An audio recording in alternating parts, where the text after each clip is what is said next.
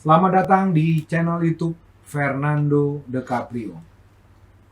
Channel yang membahas politik dan hukum. Channel tempat berkumpulnya orang pintar. Kata orang bijak, orang pintar ketemu dengan orang pintar. Orang pintar tidak akan ketemu dengan orang bebal. Pada hari ini, saya kedatangan teman dan sahabat saya. Kami telah berteman sejak tahun 2007. Ketika itu kita membuka kantor di salah satu sudut kota Jakarta Selatan. Saya mengenal beliau cukup humble. Bisa membuat suasana mencair. Dan beliau banyak mendengar daripada berbicara. Sehingga beliau, kalau saya nggak mendengar suara beliau, waktu itu rasanya ada yang kurang. Beliau adalah seorang advokat. Beliau juga seorang dosen tetap di Fakultas Hukum Universitas Bung Karno. Beliau juga seorang dosen tidak tetap di Fakultas Hukum Universitas Trisakti. Inilah dia, abang saya, bro saya, Dr. Nyoman Ray SHMH. Selamat datang, abang Anda. Gimana kabar? Kabar baik. Oh, siap. Sehat selalu. Buka dulu maskernya. Ya. Biar kelihatan ganteng abang. Ya. Dari mana tadi, Bang Nyoman? Ya, Ini ganteng banget ini. Ya, tadi dari Mabes. Oh, sehat. Ya, ada pertemuan dengan Mabes. Oh, ini dia nih. Sering-sering ke Mabes, tapi dia nggak ngajak-ngajak saya. Gitu. Tapi Mabesnya bukan Mabes Mangga yang mana, Besar. bukan Mangga Besar. Yes. Ini Mabes Polri ya. Iya, Mabes Polri. Trunojoyo ya. Iya, Trunojoyo. Siap. Bang, saya kan mengundang abang di sini untuk mengisi podcast saya, Ya. ya. Karena kan channel kita ini kan channel yang mendidik, Ya. berbagi ilmu pada masyarakat supaya masyarakat di luar sana melek hukum. Ya. Masyarakat juga nggak diperdaya oleh aparat hukum. Ya. Saya mengundang abang juga dikarenakan abang seorang dosen, ya, seorang praktisi hukum, ya, yang saya tahu bagaimana sepak terjang abang di dunia peradilan.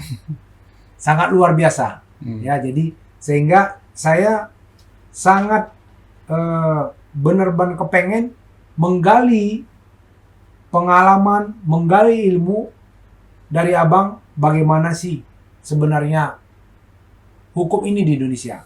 Nanti saya akan bertanya kepada abang beberapa pertanyaannya. Yang pertama, saya mau bertanya kepada abang, bagaimana sih perkembangan hukum di Indonesia ini? Baik, rekan sahabat sejawat saya ya, rekan akademis juga ya. Siap. Jadi rekan advokat, rekan akademisi, sejawat dan sahabat. Ya. Siap. Jadi kita diperkatkan dengan beberapa hal itu, yaitu yang membuat silaturahim kita sampai hari ini. Siap. Dan saya tidak keberatan ketika brother sejawat saya mengundang saya, karena saya pikir ini adalah arena yang sangat baik, memberikan edukasi, membagi pengalaman kita di dalam dunia kita yang hukum yang bisa dikatakan telah berkeping-keping ini terhadap kepada publik ya, yang sepanjang publik mau mendengar dan membaca channel ini. Siap. Channel ini luar biasa menurut saya.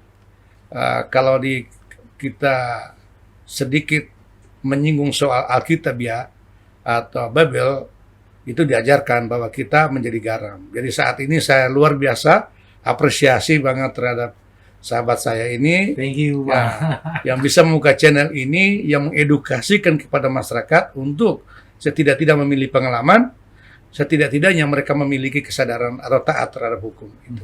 Ya. Siap. Terkait dengan pembahasan kita, Bang, sebenarnya Abang melihat perkembangan hukum dan politik di Indonesia ini, isu apa sekarang ini yang lagi menarik dan abang lihat ini berkembang, mungkin berkembang liar ya di Republik ini? Ya, isu yang paling berbahaya itu yang pertama adalah korupsi ya. Yang kedua terorisme, dan bagi teroris itu sudah ada undang-undang, sistem hukum yang bagus, lalu penegakannya juga sudah bagus. Tetapi yang menjadi hal yang extraordinary adalah soal korupsi. Isu ini menjadi masih relevan untuk dibahas, untuk diperdebatkan dalam dunia akademis maupun di dalam kelompok-kelompok diskursus lainnya. Nah, korupsi di Indonesia ini sudah terjadi secara masif ya. Karena kenapa masif? Dia masuk dalam sistem. Jadi korupsi by system. Jadi kalau kita lihat dalam birokrasi, korupsi itu terjadi bukan kepada kaum-kaum yang standar kehidupannya di bawah, malah orang yang memiliki kekayaan lebih. Artinya secara ekonomi mereka sudah tinggi. Kita lihat dalam catatan-catatan pemberantasan di KPK maupun Polri, semua orang-orang cerdas, orang intelektual, orang yang berdasi,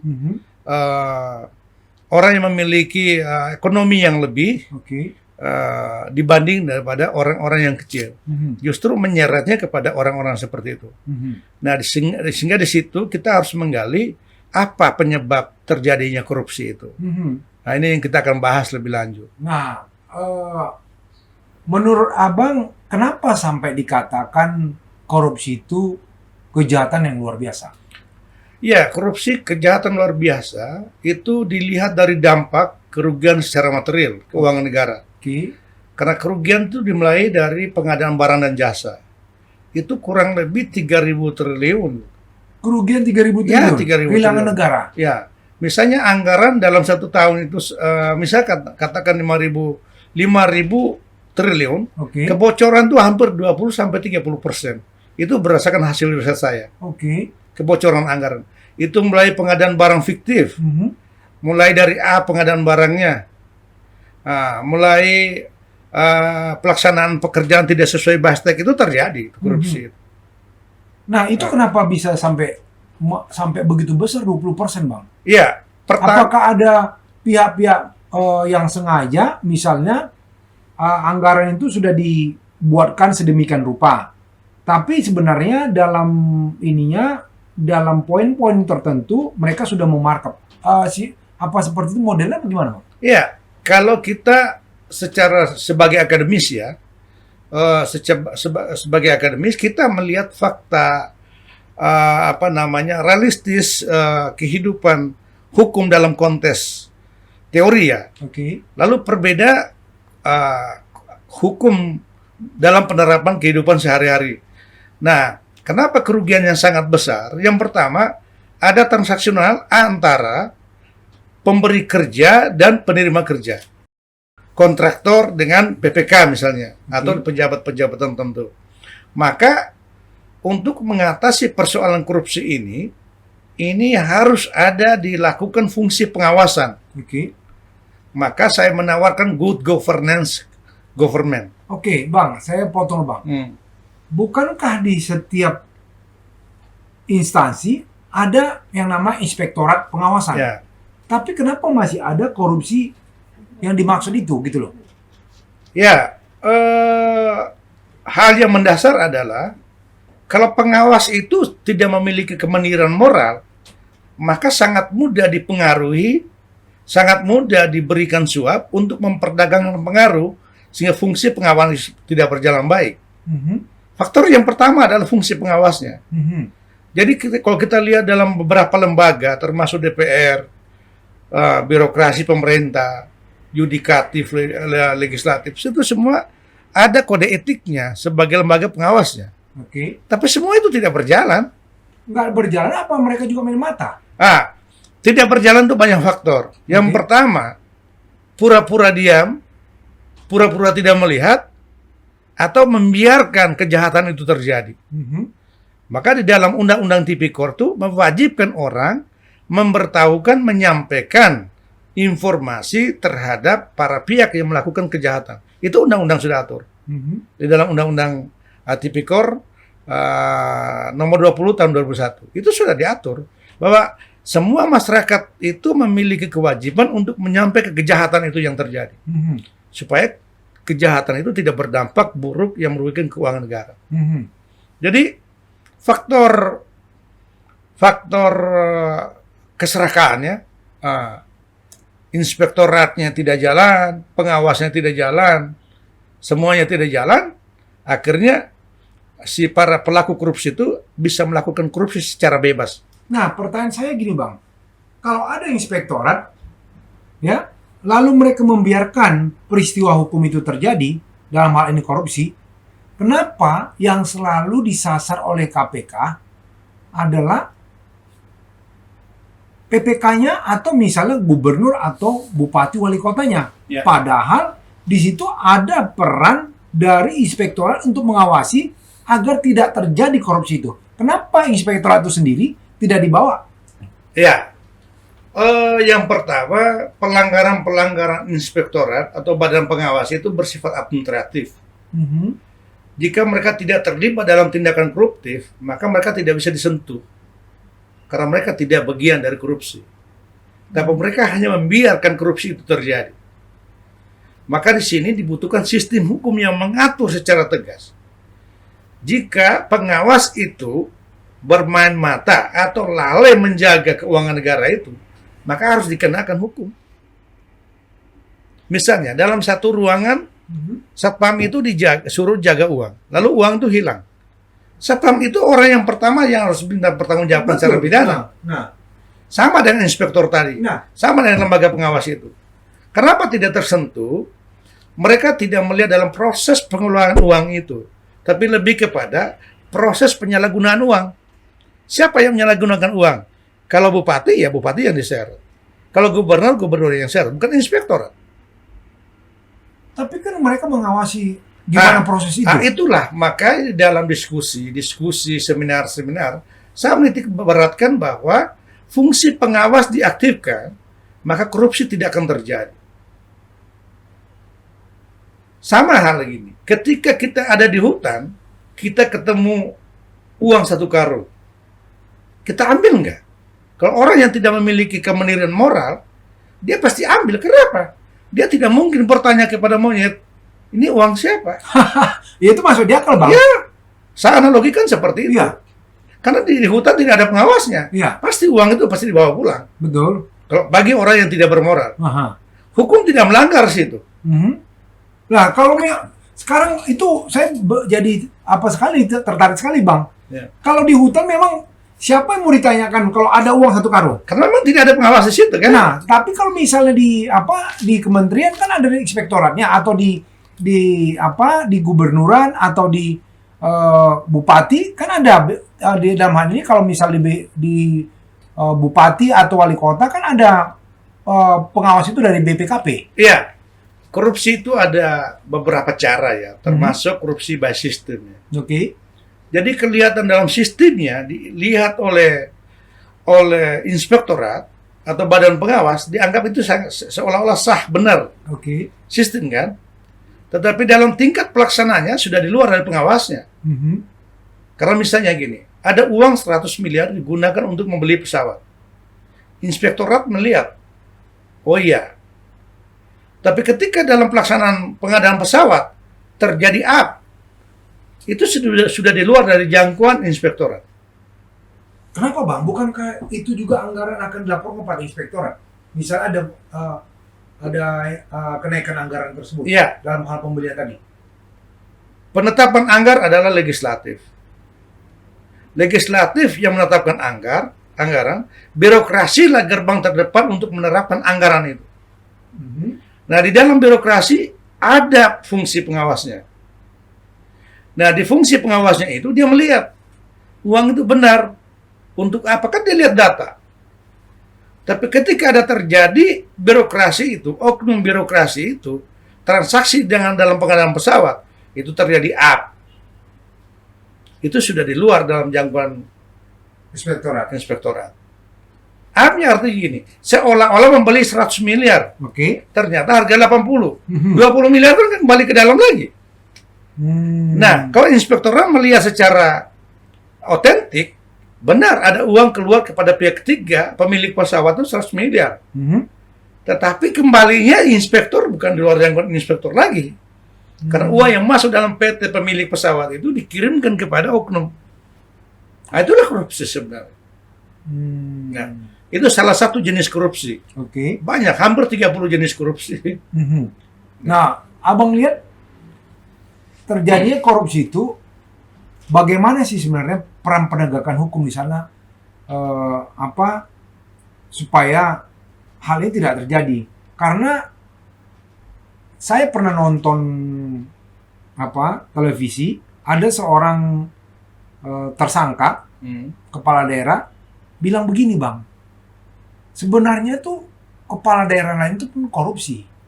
Cuman saya ini lagi apes saja. Belum ada naasnya. Yang lainnya belum naasnya. Yang lain belum ada naas. Saya kebetulan lagi apes, dia bilang. Nah, sekarang gimana menurut Abang penegakan hukum sehingga dia sampai bicara seperti itu? Dalam arti gini, apa benar sebenarnya kepala-kepala daerah itu semua korupsi? Ya, kalau kita berbicara tentang ada Guillaume Acton, dia menyatakan begini, orang berkuasa itu cenderung korupsi. Oke. Tetapi kekuasaan yang absolut itu pasti korupsi. Mhm. Karena dia kekuasaan tanpa batas, Ya. tanpa ada fungsi pengawasan. Power tends to corrupt, absolute power corrupt absolutely. Ya. Jadi orang yang berkuasa itu cenderung korupsi. Mhm. Tapi kekuasaan yang absolut tanpa batas pasti Korupsi. bukan cenderung lagi, Pak. Pasti korupsi. Maka pernyataan dari salah satu tersangka dari kepala daerah itu karena dia sudah mengenal budayanya. Bahwa budaya birokrasi itu memang budaya korup. Budaya birokrasi itu budaya korup. Maka saya bilang di dalam seminar saya atau dalam kelas, saya menyatakan bahwa 98 itu adalah kegagalan kita melakukan reformasi hukum. Harusnya reformasi birokrasi. Kenapa reformasi birokrasi? Birokrasi adalah gerbang terdepan yang menerjemahkan seluruh keputusan politik. DPR tidak kelola uang. Yang kelola uang kan eksekutif. Iya, betul. Birokrasi. Iya. Maka birokrasi adalah gerbang terdepan yang menerjemahkan seluruh keputusan politik. Mimpinnya politik akan menjadi kenyataan bila birokrasi itu menerapkan, menggunakan uang itu secara baik. Sehingga mimpi politik itu bisa terwujud, menjadi sebuah kenyataan. Kalau tidak, hanya sebuah angan-angan. Siapa sih yang kelola keuangan negara sekarang? Betul. Birokrasi, Iya. bukan legislatif. Eksekutif ya? Ya, eksekutif. Nah, ini yang jadi persoalan. Jadi menurut saya fungsi pengawasan itu penting. Nah, di negara kita saya lihat ada beberapa lembaga pengawas yang tidak efektif lagi, yang harus dibubarkan. Nah, apa itu, Bang? Ya, banyak. Misalnya Ombudsman. Apakah dia sudah berfungsi efektif? Saya sih jujur tidak efektif juga. Ombudsman. Ya, ada lembaga-lembaga lain yang sudah dibubarkan oleh Jokowi itu. Itu benar itu. Karena memang lembaga itu fungsinya nggak ada. Lembaga sebagai pengawas. Dan dia tidak boleh terkontaminasi oleh birokrasi. Dia tidak boleh dipengaruhi oleh uang. Sehingga mengubah pengaruhnya dia sebagai fungsi pengawas. Jadi kalau dia terkontaminasi oleh suap atau ada upaya menghilangkan perannya dia seolah-olah menutup mata biar kejahatan itu terjadi. Nah, ini orang harus diadili. Nah, tapi kenyataan, Bang, itu nggak sampai Ya, sama KPK. Kalau dalam filsafat hukum itu adalah kekosongan hukum. Sistem hukum kita belum membuat bahwa ketika ini uang hilang di dalam birokrasi, badan pengawas, fungsi pengawas, inspektorat harus bertanggung jawab secara pidana. Ini kekosongan hukum. Karena dia yang mengawasi. Iya, betul. Masa hilang dia tidak tahu? Betul. Nah, ini kekosongan hukum. Karena inspektorat itu sebuah lembaga yang berdiri sendiri, yang mengawasi tata kelola keuangan di dalam pemerintahan itu. Iya. Tetapi kalau hilang duitnya, dia tidak bertanggung jawab. Dia memiliki imunitas. Bagaimana? Apakah mungkin dia membiarkan itu, tapi dia mendapatkan sesuatu dari korupsi itu? Apa Ya mungkin itu faktor itu. Proses pembiaran itu apapun alasannya, biar dia tidak memperoleh uang suap sebagai perdagangan pengaruh, perannya untuk tidak melakukan pengawasan, atau tidak sama sekali dia menerima, tetap dia harus mempertanggungjawabkan secara hukum. Nah, saya Karena dia digaji. apa ada pernah abang nangani kasus yang seperti itu? Kasus korupsi sebenarnya peran inspektorat itu ada bermain di situ. Ya, yang pertama inspektorat itu tidak menjalankan fungsinya pengawas secara baik berdasarkan undang-undang ya. Oke. Terus yang kedua, ketika terjadi pale yang diseret itu bahkan bupati lolos, PPK yang kena dan kontraktor yang kena. Oke.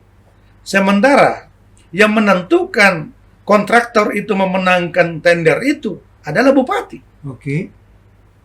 PPK itu hanya sebagai kuasa pengguna anggaran. Kalau dulu kan Pimpro, Ya. diubah menjadi PPK yang mengadakan kontraktual dengan mitra kerja. Tapi yang syarat sekarang PPK, bupati kadang ngelang ama. Apa mungkin karena tidak ada aliran dana ke bupatinya? Karena kan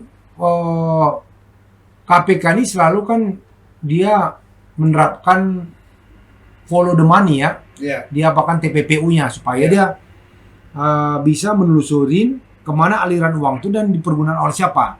Ya. Mungkin saja yang seperti kata abang tadi, mungkin bupatinya nggak ada aliran dana ke bupati tersebut sehingga dia tidak bisa dijerat gitu loh bang. Iya, kalau saya baca literatur tentang fungsi-fungsi pengawasan inspektorat, dia tidak masuk dalam tahap pelaksanaannya. Fungsi pengawas itu adalah panitia. Ada badan pengawas, konsultan pengawas, semua itu yang komponennya dari dari negara, misalnya PU, atau satu lagi dari independen. Oke. Nah, inspektor tidak hadir di situ. Inspektorat tidak hadir di dalam pelaksanaan. Padahalnya peristiwa terjadinya korupsi itu dalam pelaksanaannya. Contoh, saya suruh anak saya beli rokok. Gitu. Dia jalan keluar. Nah, perintah ini kan dia salah untuk membeli rokok. Oke. Tapi ketika dia balik, bukan rokok yang dia beli, korek api. Ya, anak itu harus dituntut kan? Ya. Karena salah menyalahgunakan keuangan itu. Salah menjalankan instruksi. Disitulah bupati, gubernur selamat. Yang salah siapa? PPK kan? Yang diperintahkan kepada PPK. PPK itu menjalankan proyek itu berdasarkan kuasa yang diberikan oleh bupati atau gubernur. Ya. Maka dia dianggap kuasa pengguna anggaran. Yang pengguna anggaran adalah bupati kan? Ya. Ini yang jadi satu masalah. Jadi apapun terjadi korupsi ini adalah karena kelemahan fungsi pengawasan. Dan yang kedua ada faktor lain, kong kaling kong lah. Ya, terjadi konspirasi secara berjemaah ya. Bagaimana ini proyek ini harus korupsi? Proyek yang ada dibahas di dalam DPR RI itu semua udah punya orang. Oh. Semua sudah punya titipan. Oke. Ini fakta ini. Ini riset. Oh, abang ada ini buat penelitian seperti itu? Ya, saya riset. Oke. 1 tahun saya riset dan saya buat dengan buku dalam bentuk buku. Jadi semua proyek itu pasti sudah ada yang kawal. Ini untuk saya ya, ini untuk saya, untuk saya, untuk saya. Sehingga proses pengadaan barang dan jasa itu tidak menggunakan mekanisme yang benar. Jadi kan tunjuk langsung. Iya. Kalaupun terjadi tender hanya formalistik. Peserta tender sudah ditentukan siapa Sudah dia? ditentukan siapa menangnya. Nanti yang lain dibagi duitnya. Supaya diam. Kan begitu. Iya. Kalau sistem pengadaan barang dan jasa sudah tidak dijalankan secara baik, potensi kerugian negara itu sangat jelas. Kenapa? Tidak ada pesaing.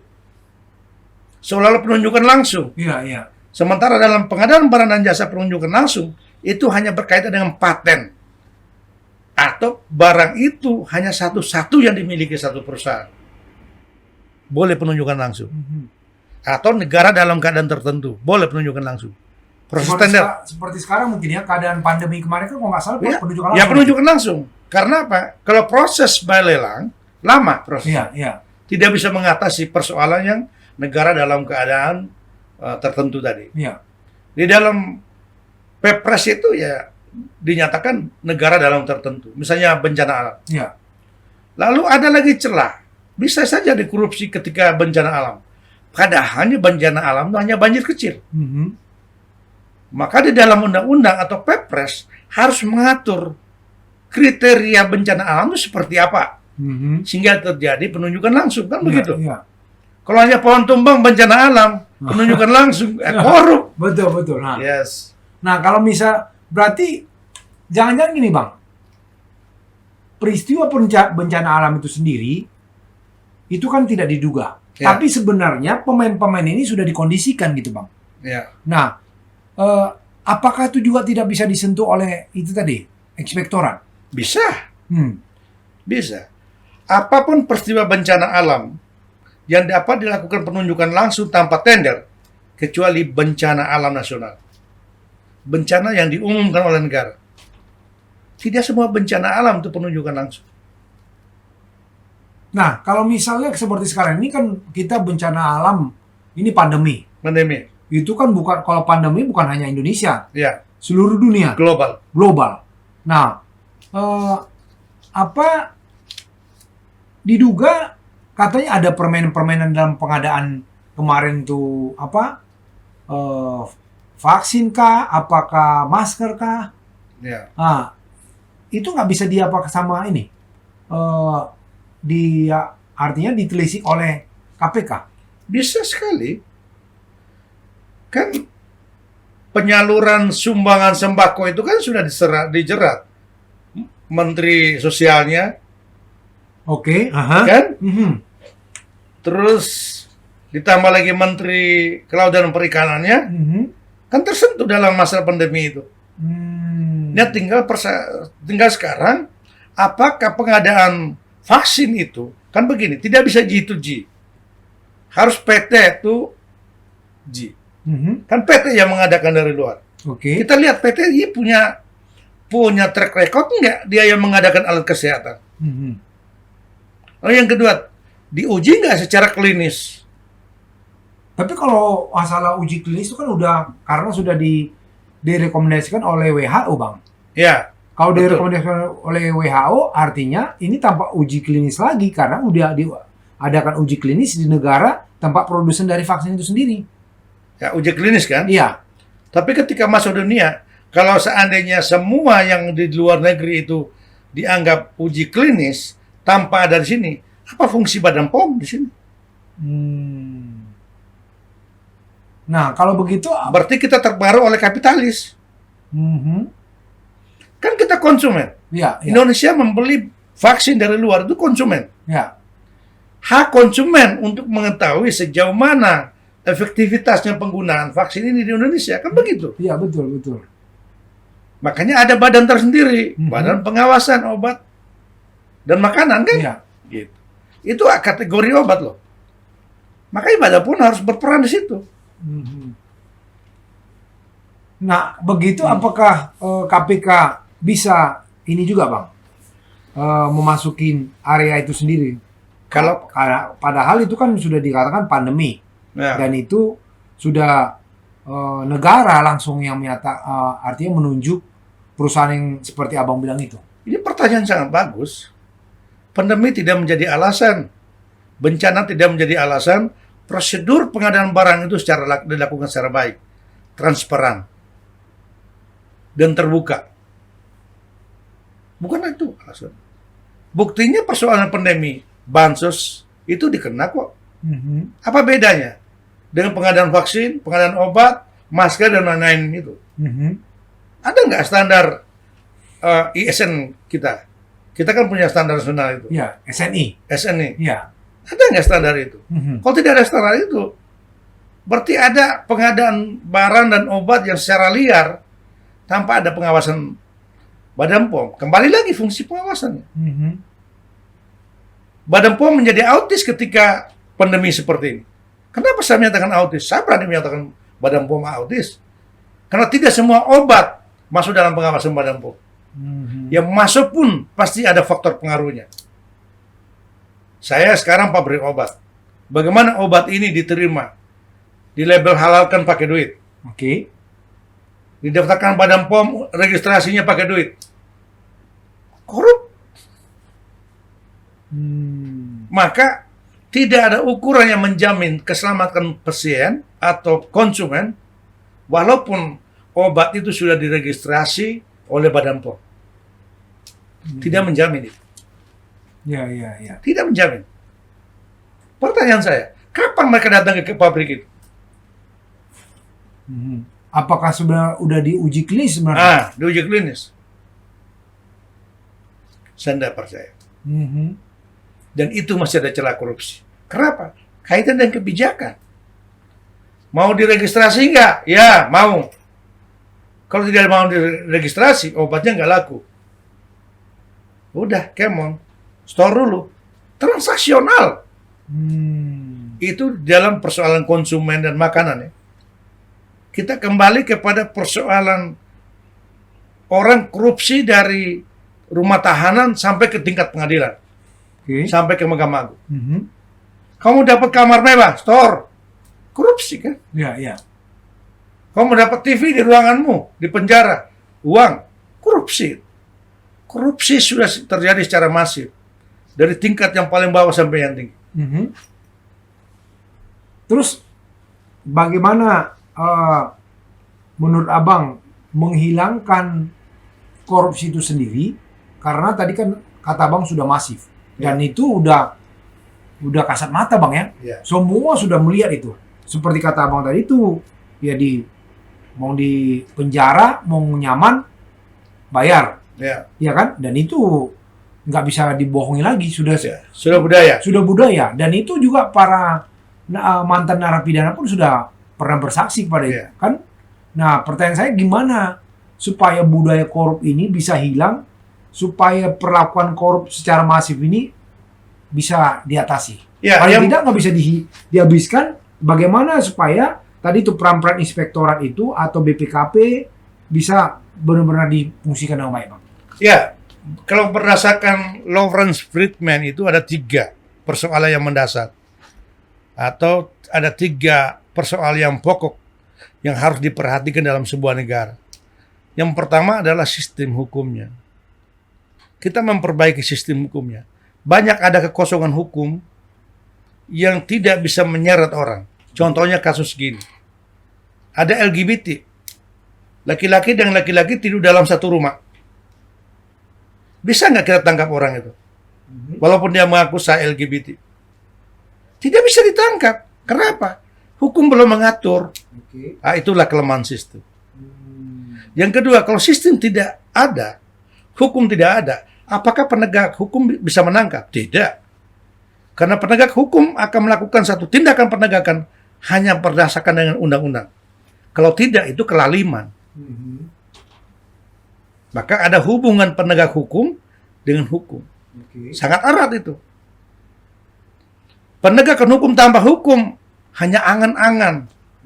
Ya pencuri lewat pun dia nggak bisa menangkap. Orang hukumnya nggak ada. Iya, betul. Lalu hukum tanpa ada penegak hukum. Penegak hukum menjalankan tidak berdasarkan hukum. Kelaliman. Iya. Suka-suka. Diskresi alasannya. Maka sistem hukum yang pertama. Ada kekosongan hukum banyak di dalam negara kita ini. Yang belum diatur. Sementara fenomena sosial sudah terjadi. Kenapa terjadinya undang-undang perlindungan anak? Karena terjadi secara masif kekerasan terhadap anak. Maka lahirnya undang-undang itu. Tapi masih banyak hal lain, fenomena lain yang belum ada diatur secara baik menjadi hukum positif. Sistem hukum menjadi pertama. Yang kedua penegaknya. Kita contoh dalam kasus korupsi. Isu pertama dari brother yang menanyakan tentang korupsi toh. Nah, korupsi Apa bedanya kewenangan yang diberikan oleh undang-undang kepada kepolisian dengan kepada kejaksaan? Oke. Kan sama dengan KPK. Ya. Kalau kewenangan itu dijalankan, tidak perlu ada KPK sebagai lembaga ad hoc.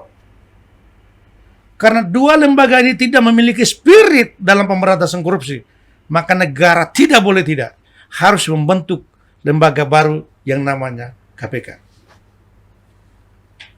Tapi bukannya kayak sekarang ini Bang, malah katanya kejaksaan malah lebih ini dari KPK. Ya lebih bagus. Lebih bagus sekarang katanya. Ya, karena kalau kita hanya satu lembaga saja, tidak pembanding lembaga mana yang lebih spirit dalam pemberantasan korupsi, maka harus lebih dari satu.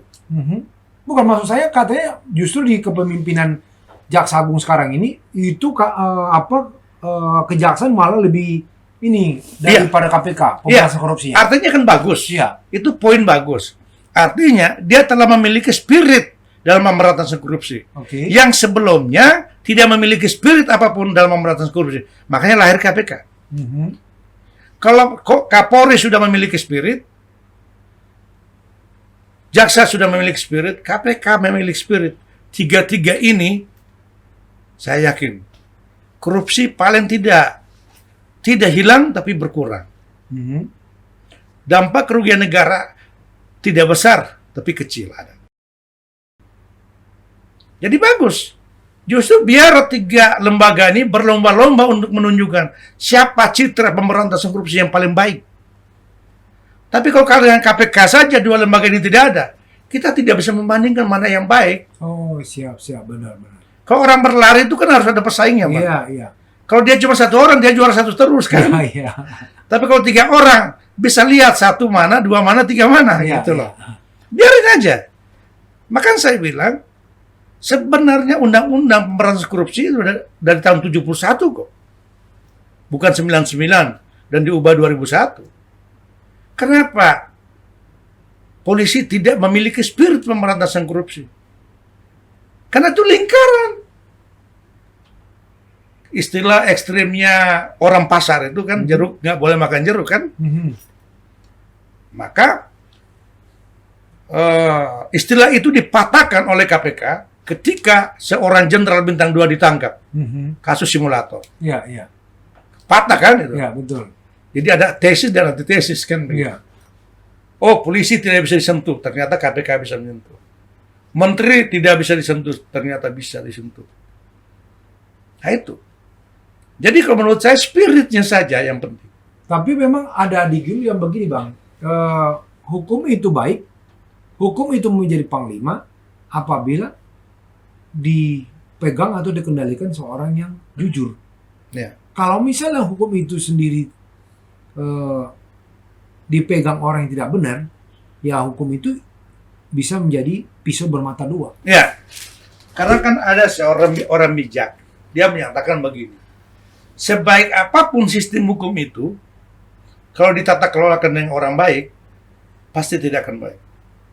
Maka dia minta, kasihlah aku 10 orang jaksa yang baik, 10 orang polisi yang baik, 10 orang hakim yang baik, dengan hukum ala kadar pun, sistem yang lemah pun, semua akan menjadi baik. Berarti kembali kepada bukan sistem hukum. Kembali kepada spirit penegakan hukumnya kan? Iya. Yang tidak baik itu kan? Sebaik apapun hukum gitu. Tapi kalau Presiden Amerika Roosevelt, dia bilang gini Bang, Ya. berikan saya satu hakim yang baik, ya, walaupun eksekutif dan legislatif tidak baik, kalau saya mempunyai seorang hakim yang baik, maka saya bisa menjalankan negara dengan baik. Ya, sepakat itu. Itu kata Roosevelt. Ya sepakat.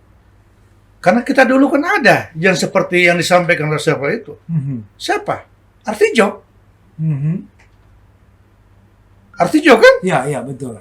Dia adalah hakim yang baik kan? Iya, betul. Siapapun dia basmi. Iya. Sekarang kita tunggu Artijo baru. Mudah-mudahan berada dengan saya. Siap, amin. Artijo yang baru. Siap. Mudah-mudahan berada dengan saya. Amin. Jadi hakim agung. Siap. Kita menjadi Artijo. Siap. Nanti kalau didengar orang di luar sana, besok-besok kita diciduk bang. Hah? Diciduk kita. Oh tidak apa-apa Pak. Mati terhormat kalau diciduk Pak. Aha. Daripada kita mati di ranjang nggak terhormat Pak. Mati karena dibunuh itu konsekuensi dari profesi. Iya. Maksudnya tadi mati di ranjang, maksudnya gimana bang? Iya, mati sia-sia kalau di ranjang. Oh, Istri orang lagi kan? oh gitu ya. Kalau mati karena profesi, jihad itu. Kan, gitu. Iya. Nah, demi sebuah negara gitu. Jadi, Artijo boleh mati, Mhm. karyanya tidak mati. iya. Namanya tetap dikenang ya. Tetap dikenang. Mhm. Bujung Nasution boleh mati, namanya tetap dikenang. Sama juga ini Jaksa Agung Baramuli ya. Ya, Baramuli boleh mati, namanya tetap dikenang. Iya. Karena sebuah kebaikan tetap akan dikenang, Bang. Mhm. Sebuah keburukan akan dikubur Betul. bersama-sama orangnya. Betul. Ya. Kalau di kata pepatah dulu, harimau mati meninggalkan belang ya. Ya, Gajah mati meninggalkan gading. jadi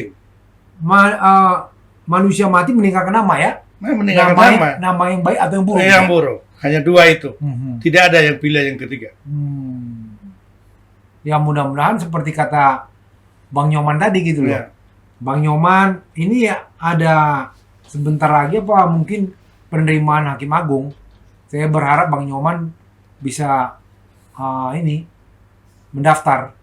Ya, Kita dukung itu Bang. saya alergi di politik. Saya tidak 14 tahun di politik, saya tidak pernah mencalonkan diri. Mhm. Tapi kalau saya di atas izin Tuhan, saya menjadi Hakim Agung, saya siap. Kita doakan Bang Saya siap. supaya ada artijo baru nanti nama Abang dikenang orang sebagai Nyoman sang hakim yang adil. Ya. Begitu Bang. Ya. Kita sih berdoa lah supaya tadi Amin. pemberantasan korupsi itu bisa Amin, Bang. terjadi. Semangat banget saya untuk pemberantasan korupsi, Bang. Amin. Saya benci itu, Bang. Tapi kalau nanti ditanya orang di luar sana, ini Bang Nyoman seorang lawyer. Ya. Bang Nyoman akan melamar sebagai Hakim Agung, mau memberantas korupsi. Nanti orang penonton channel itu Fernando Cabrio pasti tanya, apakah Bang Nyoman nggak pernah membela kasus korupsi? Ya. Kalau berbicara tentang membela kasus korupsi, itu masih menggunakan asas praduga tidak bersalah. Oke. Hadirnya seorang advokat untuk menjaga keseimbangan supaya tidak terjadi penindasan terhadap kaum marginal, Oke. kaum yang lemah. Kenapa Bang bilang kaum lemah? Bukankah yang korupsi itu seperti kata Abang tadi tuh dia malah berdasi berintelektual.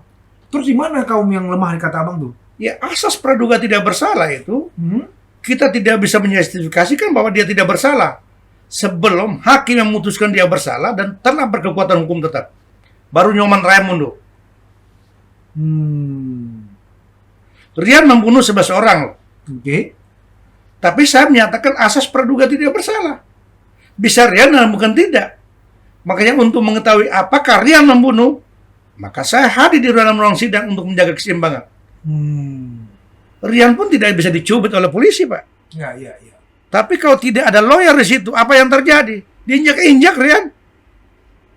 Oh ya, saya mau jelaskan kepada penonton channel YouTube Fernando Cabrio, Bang Nyoman ini adalah pengacara dulu yang membela kasus yang dikenal dengan Rian Jombang. Benar Bang ya? Ya, Rian Jombang dengan Antasari. Nah, jadi Bang Nyoman ini ya, jadi cukup dikenal lah di mana Rian banyak membunuh orang. Jadi tadi seperti yang disampaikan Bang Nyoman, memang dalam kasus-kasus seperti itu wajib hadirnya seorang pengacara, Bang. Ya.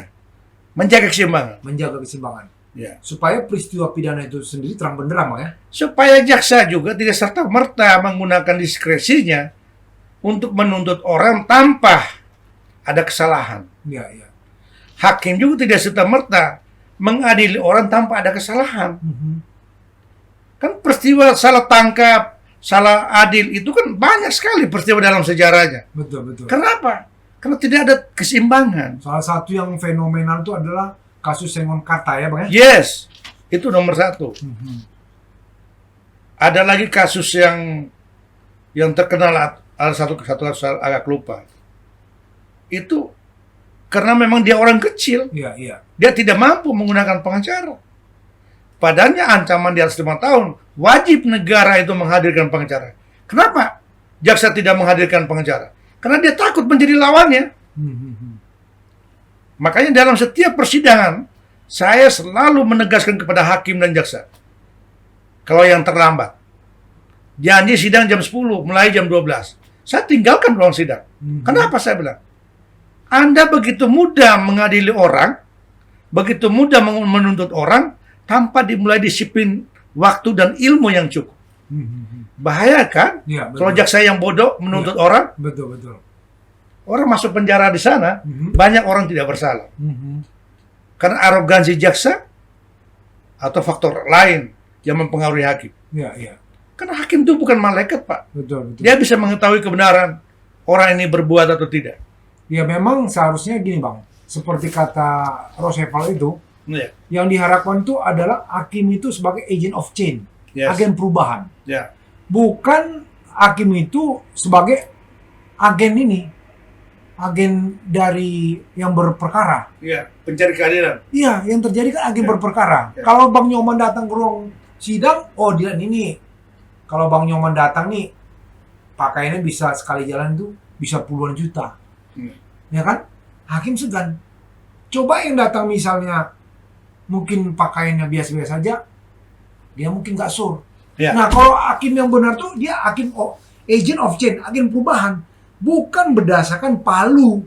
Ya. Kalau berdasarkan palu itu bahaya, tapi dia memutuskan perkara itu berdasarkan rasa keadilan di masyarakat. Ya. Begitu, Bang. Sepakat saya, Bang. Hanya dalam pengalaman secara empiris saya sebagai advokat, bukan akademisi ya, mengajar tuh enak, Bang. Hanya mengajar mahasiswa dalam satu kelas keluarga. Tapi advokat itu sulit. Karena kita berhadap dengan tiga pihak. Jaksa dengan hakim. Bagaimana kita membangunkan keyakinan hakim bahwa klien kita tidak bersalah? Sepanjang fakta itu memang tidak bersalah. Iya. Tapi kesulitan, Pak.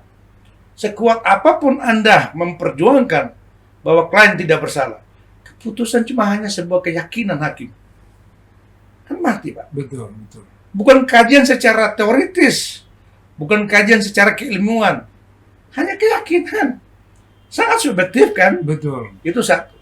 Yang kedua, ya bukan performance-nya lah yang mereka lihat menjadi segan. Tapi saya juga pernah banting-banting meja di pengadilan. Jadi dulu saya sebelum jadi lawyer terinspirasi, saya kalau menjadi lawyer seperti Buyung Nasution. Setelah saya jadi lawyer, saya pernah berbicara dengan Buyung Nasution. Saya ini terinspirasi waktu di Ikadin, Bang. Oke. Waktu ada pertemuan di Ikadin. Sang inspirator. Dan sampai saat ini saya masih Terinspirasi oleh mengagumi beliau. Bang Buyung. Ya. Luar biasa. Jadi kalau kita pegang, kita pukul meja itu wajar. Ekspresi memperjuangkan kebenaran dan keadilan itu cara kita. Kalau anak-anak kita memperjuangkan mainan yang direbut, dia nangis kan? Iya, betul. Lawyer nggak mungkin menangis, Pak. Iya. Ya pukul meja kalau dia sependapat. Itu sah-sah saja, Bang. Sepakat ya. Ini saya luar biasa nih sama Bang Nyoman ini ya. Seorang beliau juga seorang aktivis ya. Dosen dan pengacara. Bang, kita nih dibatasi oleh produser. Siap. Sebenarnya saya mau menggali. Siap. Ya. Jadi saya mau minta masukan dari Bang Nyoman bagaimana masukan Bang Nyoman kepada penonton channel YouTube Fernando DiCaprio. Berusahalah jangan melakukan korupsi. Korupsi itu adalah kejahatan. Korupsi itu adalah perampasan. Korupsi itu adalah perampokan hak-hak orang lain yang bukan hak kita. Jadi 3 hal yang saya sarankan di sini. Yang pertama, hindari hidup individualisme, hedonisme, materialisme. Hindari 3 hal itu. Jika Anda materialisme, segala cara Anda akan mendapatkan harta.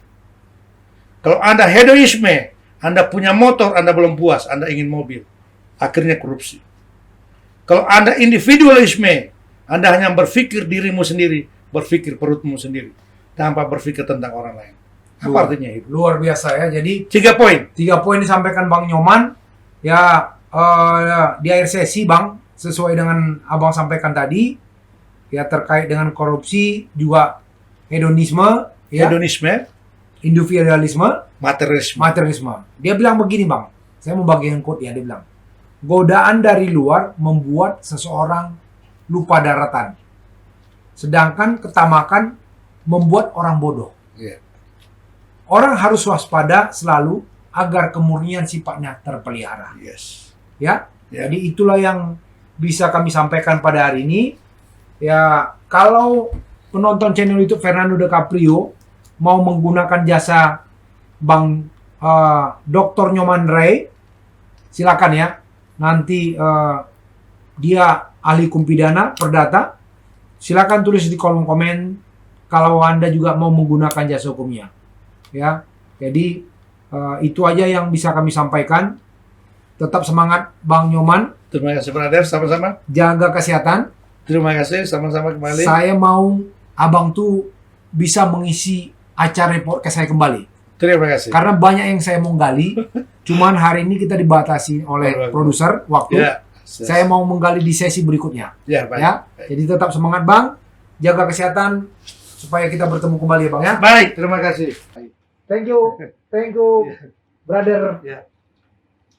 Thank you Bang. Ya, sama-sama.